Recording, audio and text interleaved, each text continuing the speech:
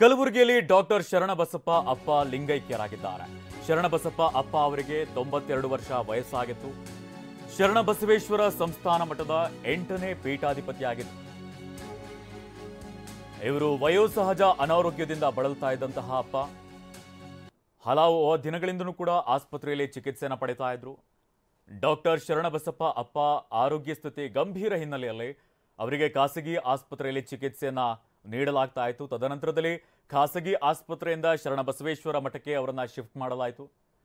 ಶರಣಬಸವೇಶ್ವರ ಮಠದಲ್ಲಿ ಆರೈಕೆಗೆ ನಿರ್ಧರಿಸುತ್ತಿದ್ದಂತಹ ಕುಟುಂಬ ಮಠಕ್ಕೆ ಶಿಫ್ಟ್ ಆಗ್ತಿದ್ದಂತೆ ಡಾಕ್ಟರ್ ಶರಣಬಸಪ್ಪ ಅಪ್ಪ ಲಿಂಗೈಕ್ಯರಾಗಿದ್ದಾರೆ. ಇನ್ನು ದಾಸೋಹ ಮಹಾಮನೆಯಲ್ಲಿ ಡಾಕ್ಟರ್ ಶರಣಬಸಪ್ಪ ಲಿಂಗೈಕ್ಯರಾಗಿದ್ದಾರೆ. ಕಲಬುರಗಿಯಲ್ಲಿ ಶೈಕ್ಷಣಿಕ ಕ್ರಾಂತಿಕಾರಿಯಾಗಿ ಹೆಸರುವಾಸಿಯಾಗಿದ್ದರು.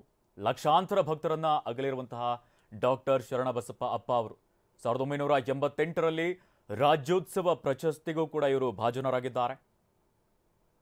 ಈಗ ಡಾಕ್ಟರ್ ಶರಣಬಸಪ್ಪ ಅಪ್ಪ ಅವರು ಲಿಂಗೈಕ್ಯರಾಗಿದ್ದಾರೆ.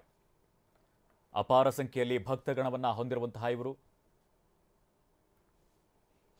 ಎಲ್ಲ ಬರುವ ಭಕ್ತರಾಗಿರ್ಬೋದು, ಮಹಿಳೆಯರಿರ್ಬೋದು, ಮಕ್ಕಳಿರ್ಬೋದು, ಎಲ್ಲರಿಗೂ ಕೂಡ ಅವರು ಸಂತೋಷದಿಂದ ಇನ್ನೇನು ಬಂದು ಸರದಿಯಲ್ಲಿ ಬಂದು ದರ್ಶನ ಪಡಲಿಕ್ಕೆ ಅವಕಾಶನ ನಾವು ಮಾಡ್ತೀವಿ. ಅದ್ರ ಬಗ್ಗೆ ನಾವು ಕುಟುಂಬದ ಜೊತೆ ಡಿಸ್ಕಸ್ ಮಾಡ್ತಾಯಿದ್ವಿ. ಯಾವ ಟೈಮಲ್ಲಿ ಇವರು ಅಂತಿಮ ದರ್ಶನಕ್ಕೆ ಇಲ್ಲಿ ತಂದು ಇಡ್ತಾರೆ ಅನ್ನೋದ್ರ ಬಗ್ಗೆ ಚರ್ಚೆ ಮಾಡ್ತಾಯಿದ್ವಿ. ಅದನ್ನು ಕೂಡ ತಮಗೂ ತಿಳಿಸ್ತೀವಿ.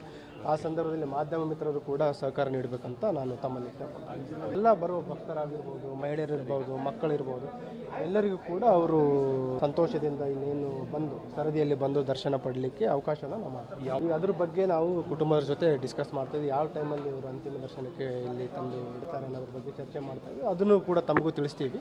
ಆ ಸಂದರ್ಭದಲ್ಲಿ ಮಾಧ್ಯಮ ಮಿತ್ರರು ಕೂಡ ಸಹಕಾರ ನೀಡಬೇಕಂತ ನಾನು ತಮ್ಮಲ್ಲಿ ಕೇಳ್ಕೊಳ್ತೀನಿ. ಎಲ್ಲ ಬರುವ ಭಕ್ತರಾಗಿರ್ಬೋದು, ಮಹಿಳೆಯರಿರ್ಬೋದು, ಮಕ್ಕಳಿರ್ಬೋದು, ಎಲ್ಲರಿಗೂ ಕೂಡ ಅವರು ಸಂತೋಷದಿಂದ ಇನ್ನೇನು ಬಂದು ಸರದಿಯಲ್ಲಿ ಬಂದು ದರ್ಶನ ಪಡಲಿಕ್ಕೆ ಅವಕಾಶನ ನಾವು ಮಾಡ್ತೀವಿ. ಅದ್ರ ಬಗ್ಗೆ ನಾವು ಕುಟುಂಬದ ಜೊತೆ ಡಿಸ್ಕಸ್ ಮಾಡ್ತಾಯಿದ್ವಿ. ಯಾವ ಟೈಮಲ್ಲಿ ಇವರು ಅಂತಿಮ ದರ್ಶನಕ್ಕೆ ಇಲ್ಲಿ ತಂದು ಇಡ್ತಾರೆ ಅನ್ನೋದ್ರ ಬಗ್ಗೆ ಚರ್ಚೆ ಮಾಡ್ತಾಯಿದ್ವಿ. ಅದನ್ನು ಕೂಡ ತಮಗೂ ತಿಳಿಸ್ತೀವಿ.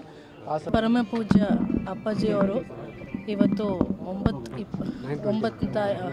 9:20 PM 9 ಗಂಟೆ 20 ನಿಮಿಷಕ್ಕೆ ನಾಳೆ 5ವರೆಗೆ ಎಲ್ಲ ಅಂತಿಮ ಕ್ರಿಯಾವನ್ನು ಆಗತ್ತೆ ಮತ್ತು ಅಂತಿಮ ಸಂಸ್ಕಾರವನ್ನು ಎಲ್ಲ ಆಗತ್ತೆ.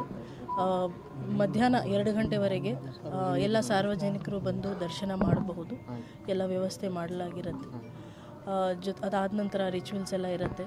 2 ಗಂಟೆಯಿಂದ ಈಗ ತಾವು ಎಲ್ಲರೂ 7 ಗಂಟೆಯಿಂದ ಬೆಳಗ್ಗೆಯಿಂದ 2 ಗಂಟೆವರೆಗೆ ಸಾರ್ವಜನಿಕ ಭೇಟಿ ಮತ್ತು ದರ್ಶನ ಮಾಡೋದಕ್ಕೆ ಅವಕಾಶ ಮಾಡಲಾಗಿದೆ.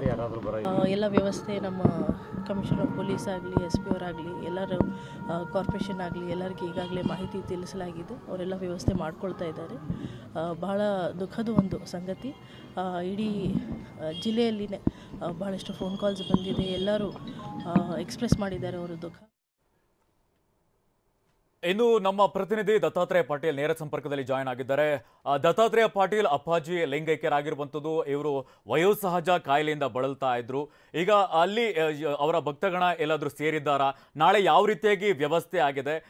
ಅಂತ್ಯ ಸಂಸ್ಕಾರವನ್ನು ಯಾವ ರೀತಿಯಾಗಿ ನೆರವೇರಿಸಲಾಗುತ್ತೆ?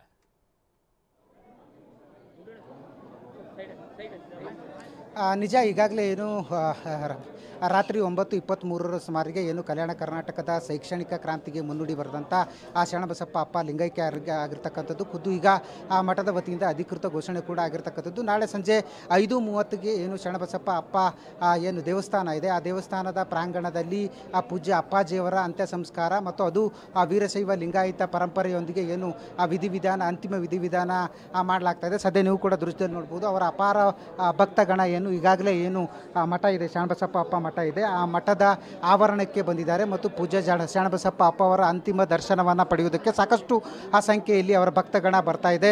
ಯಾಕೆಂತಂದರೆ ಕಳೆದ ಹಲವಾರು ವರ್ಷಗಳಿಂದ ಕಲಬುರಗಿ ಅಷ್ಟೇ ಅಲ್ಲದೆ ಕಲ್ಯಾಣ ಕರ್ನಾಟಕ ಭಾಗದ ಶೈಕ್ಷಣಿಕ ಕ್ರಾಂತಿಗೆ ಮುನ್ನುಡಿ ಬರೆದಿದ್ದರು. ಸಾಕಷ್ಟು ಸಂಖ್ಯೆಯಲ್ಲಿ ಶಾಲಾ ಕಾಲೇಜುಗಳನ್ನು ತೆಗೆದು ಈ ಭಾಗದ ಆ ಶೈಕ್ಷಣಿಕ ಕ್ರಾಂತಿ ಮತ್ತು ಶಿಕ್ಷಣ ದಾಸೋಹ ಅಲ್ಲದೆ ಮಹಾದಾಸೋಹಿ ಆ ಶರಣಬಸಪ್ಪ ಅಪ್ಪ ಅಂತಲೇ ಹೆಸರುವಾಸಿಯಾಗಿದ್ದರು. ಹೀಗಾಗಿ ಏನು ಅಂತಾರೆ ಸಾಕಷ್ಟು ಆ ಸಂಖ್ಯೆಯಲ್ಲಿ ಅಂದರೆ ಕೇವಲ ಕರ್ನಾಟಕ ಕರ್ನಾಟಕ ಅಲ್ಲದೆ ಮಹಾರಾಷ್ಟ್ರದಿಂದಲೂ ಕೂಡ ಸಾಕಷ್ಟು ಭಕ್ತ ಸಮೂಹವನ್ನು ಹೊಂದಿರತಕ್ಕಂಥ ಮಠ. ಸದ್ಯ ತಮ್ಮ ಏನು ವಯೋಸಹಜ ಕಾಯಿಲೆಯಿಂದ ಕಳೆದ 15 ದಿನಗಳಿಂದ ಏನು ಖಾಸಗಿ ಆಸ್ಪತ್ರೆಯಲ್ಲಿ ಚಿಕಿತ್ಸೆ ಪಡ್ತಾ ಇರತಕ್ಕಂಥ ಶರಣಬಸಪ್ಪ ಅಪ್ಪಾಜಿಯವರು ಇಂದು ರಾತ್ರಿ ಸುಮಾರು 9:23ಕ್ಕೆ ಏನು ಲಿಂಗೈಕ್ಯರಾದಂಥ ಹಿನ್ನೆಲೆಯಲ್ಲಿ ಸಹಜವಾಗಿ ಈ ಸುದ್ದಿ ಇಡೀ ಕಲಬುರಗಿಯಾದ್ಯಂತ ಏನು ಕ್ಷಣ ಮಾತ್ರದಲ್ಲಿ ಪಸರಿಸ್ತಿದ್ದಂತೆ ಸಾಕಷ್ಟು ಭಕ್ತಗಣ ಸದ್ಯ ಏನು ಅಂತಾರೆ ಮಠಕ್ಕೆ ಆಗಮಿಸಿದೆ. ಸಾಕಷ್ಟು ರಾಜಕೀಯ ನಾಯಕರು ಕೂಡ ಈಗಾಗಲೇ ಮಠಕ್ಕೆ ಆಗಮಿಸಿರ್ತಕ್ಕಂಥದ್ದು. ಕೆಲವೊಂದು ಜನರನ್ನ ನಾನು ಮಾತಾಡಿಸುವಂಥ ಪ್ರಯತ್ನ ಮಾಡ್ತೀನಿ. ಖುದ್ದು ಮಾಜಿ ಶಾಸಕರು ನಮ್ಮ ಜೊತೆ ಇದ್ದಾರೆ. ಸರ್, ಈ ಮಠದ ಭಕ್ತರಾಗಿದ್ರಿ ಮತ್ತು ಈ ಭಾಗದ ಶೈಕ್ಷಣಿಕ ಕ್ರಾಂತಿಗೆ ಮುನ್ನುಡಿ ಬರ್ತಿರ್ತಕ್ಕಂಥವ್ರು, ಇವತ್ತು ನಮ್ಮ ಜೊತೆ ಇದ್ದಂಥ ಒಂದು ಶಕ್ತಿ ಆಗಲಿದೆ, ಏನು ಹೇಳ್ತೀರಿ? ಪರಮ ಪೂಜ್ಯ ಶರಣಬಸವಪ್ಪ ಅಪ್ಪಾಜಿಯವರು ನಮ್ಮಂಥ ಯುವಕರಿಗೆ, ನಾನು ಕೂಡ ಅದೇ ಶಿಕ್ಷಣ ಸಂಸ್ಥೆಯಿಂದ ಇವತ್ತು ವಿದ್ಯಾಭ್ಯಾಸವನ್ನು ಮಾಡಿರುವಂಥದ್ದು. ಈ ರೀತಿ ಲಕ್ಷಾಂತರ ಮಕ್ಕಳ ಬಾಳನ್ನು ಕಟ್ಟಲಿಕ್ಕೆ ಇವತ್ತಿನ ದಿವಸ ಅವ್ರ ಬಾಳಿನ ಬೆಳಕಾಗಿ ಪರಮ ಪೂಜ್ಯ ಅಪ್ಪಾಜಿಯವರು ಶಿಕ್ಷಣ ದಾಸೋಹವನ್ನು ಮಾಡಿರುವಂಥದ್ದು. ಅದರ ಜೊತೆಯಲ್ಲಿ ಅನ್ನ ದಾಸೋಹ, ಅದರ ಜೊತೆಯಲ್ಲಿ ಅನೇಕ ಅಭಿವೃದ್ಧಿ ಕೆಲಸಗಳನ್ನು ಇವತ್ತು ಅವರ ಒಂದು ಪೀಠಾಧಿಪತಿಗಳಿದ್ದಂಥ ಸಂದರ್ಭದಲ್ಲಿ ಬಹಳಷ್ಟು ಕೆಲಸಗಳನ್ನು ಮಾಡಿರುವಂಥದ್ದು. ವಿಶೇಷವಾಗಿ ಪಾರ್ಲಿಮೆಂಟ್ನಲ್ಲಿ ಅಣ್ಣ ಬಸವಣ್ಣವರ ಮೂರ್ತಿಯನ್ನು ಸ್ಥಾಪನೆಯನ್ನು ಮಾಡಿರುವಂಥದ್ದು. ಅದು ಪರಮ ಪೂಜ್ಯ ಶರಣಬಸವಪ್ಪ ಅಪ್ಪ ಅವರ ಒಂದು ಅಮೃತ ಹಸ್ತದಿಂದ ಅಲ್ಲಿ ಮೂರ್ತಿ ಸ್ಥಾಪನೆ ಆಗಿರುವಂಥದ್ದು.